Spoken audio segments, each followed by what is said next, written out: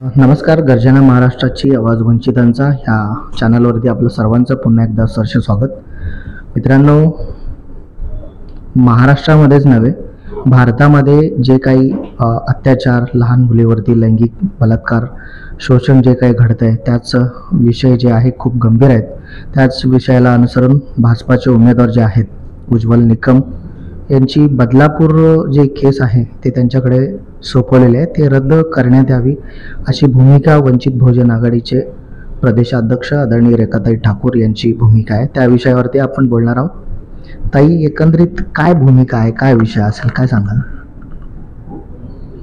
कसं आहे की बदलापूरमध्ये जी घटना घडली याच्यामध्ये आपण पाहिलं 2 दिवसापूर्वी तिथे जनतेचा खूप मोठा उद्रेक झाला. याचं कारण की लोकांचा पोलिसांवर आणि तिथल्या यंत्रणेवरती विश्वास राहिला नाही. याचं कारण की त्या 2 मुलींना न्याय देण्याची जबाबदारी खरं तर शाळेची होती आणि पोलिसांचीही होती, परंतु शाळेने प्रकरण दाबण्याचा प्रयत्न केला आणि पोलिसांवर कुठून दबाव होता, कुठला राजकीय दबाव होता, स्थानिक होता का अजून वरून होता, पण पोलिसांनी ही केस नोंदवून घेण्यास पहिल्यांदा नकार दिला आणि खूप उशिरा ती केस दबाव आल्यानंतर नोंदवून घेतली. यामुळे लोक डेस्परेट झाले. लोकांना ज्या यंत्रणेनी न्याय द्यायचा त्यांनी जर का यामध्ये स्वतःचं कर्तव्य बजावलं नाही तर लोकांना हतबल वाटलं आणि म्हणून लोक रस्त्यावर उतरले आणि याच्या विरोधामध्ये लोकांनी खूप मोठं आंदोलन केलं.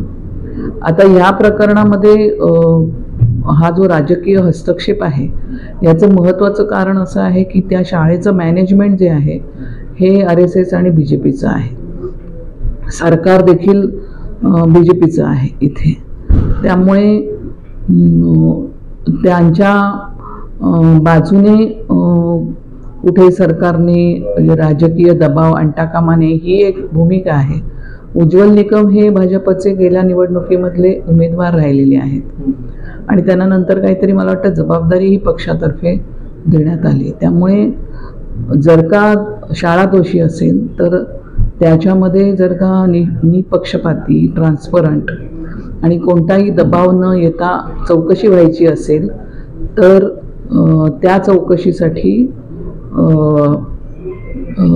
तसंच त्या ठिकाणी ज्यांचा कुठलाही त्याच्यामध्ये हितसंबंध नाही असा वकील आला पाहिजे, अशी आमची भूमिका आहे.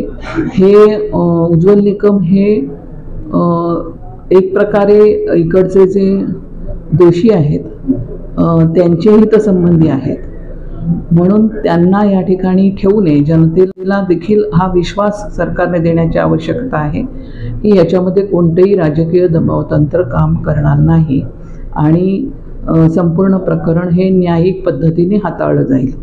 दुसरी बाजू अशी आहे की उज्ज्वल निकम यांच्या बाबतीमध्ये जनतेमध्ये विश्वास राहिलेला नाही. त्यांनी मागे काही जी प्रकरणं केलेली आहेत, म्हणजे एक वकील म्हणून, त्यामध्ये एक खैरलांजीचं महाराष्ट्रात गाजलेलं हत्याकांड होतं, त्यामध्ये देखील त्यांनी योग्य प्रकारे जबाबदारी निभावली नाही अशी जनतेची भावना आहे.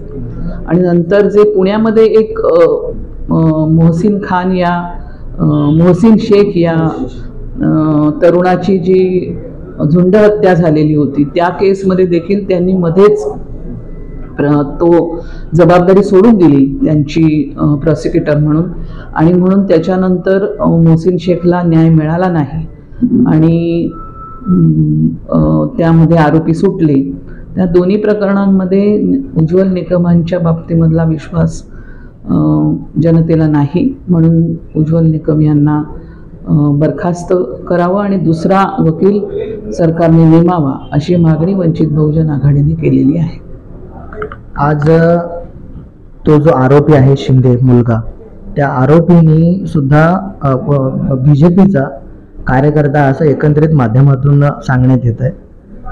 आणि दुसरी गोष्ट, एका बाजूला उज्ज्वल निकम यांना त्याच्यावरती नियुक्ती केलेल्या आहेत त्या सर्व चाचणी करण्यासाठी. या सर्व विषयी जर त्यांनी उद्या तुमची मागणी जरी सरकारने कुठेतरी पूर्ण नाही केलं तर वंचित बहुजन आघाडी काय पाऊल उचलणार आहे? वंचित बहुजन आघाडी याच्यामध्ये आमची जी भूमिका आहे ती आम्ही लावून धरू आणि लोकांचा दबाव याच्यामध्ये आहेच सरकारवरती, त्यामुळे याच्यामध्ये योग्य निर्णय व्हावा ही आमची अपेक्षा आहे. ताई, महाराष्ट्रामध्ये अशा अनेक घटना आज घडत आहेत, परंतु पोलीस यंत्रणा जी आहे ते कुठेतरी काम करताना दिसत नाही आहे. जे पीडित आहेत त्यांना न्याय देण्याऐवजी जे आरोपी आहेत त्यांना कुठेतरी पाठीमागे घालत आहेत, असं काय सांगाल? कसं असतं, जे त्याच्यामधले जे हे असतात, आरोपी असतात, ते बऱ्याच वेळा त्या ठिकाणचे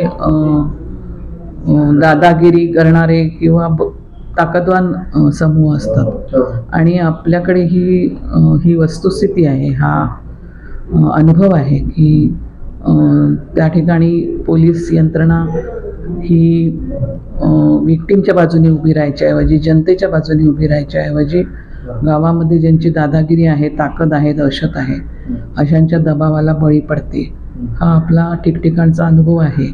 महिला आघाडीचं काम करत असताना आम्हाला हा अनुभव आलेला आहे की खूप मोठ्या प्रमाणावरती आवाज केल्याशिवाय पोलीस ठाणीसुद्धा आपल्याला दखल घेत नाहीत. आणि आम्हाला तशा पद्धतीने अनेक वेळा खूप झगडून आमच्या ज्या कामं आहेत, विशेषतः पीडितांची, ती करावी लागतात. हा आमचा अनुभव आहे. आज त्याच बदलापूरमध्ये जे लोक आंदोलनं केलेले आहेत, अनेक लोकांना लाठीचार्जाला मीडियांनी सॉफ्ट लाठीचार्ज असं सांगण्यात येत आहे.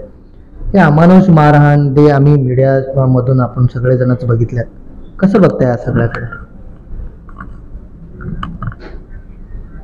कसं आहे की एकूणच खरं म्हटलं तर जन आंदोलन करणारं किंवा सर्वसामान्य ज्याच्या हातामध्ये शस्त्र नाही असं जे जनता आहे, असं जे सर्वसामान्य माणूस आहे, त्याच्यावरती शासन यंत्रणेने हत्यार वापरायचं नाही, हे खरं म्हटलं तर एक नैतिक भूमिका असली पाहिजे. परंतु ती आपल्याकडच्या कुठल्या शासनाची आत्तापर्यंत राहिलेली नाही.